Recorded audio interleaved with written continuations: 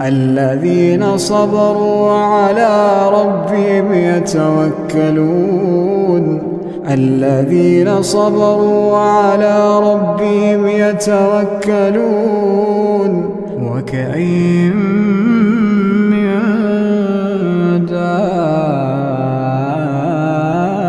دابة لا تحمل رزقها الله يرزقها وإياكم وهو السميع العليم ولئن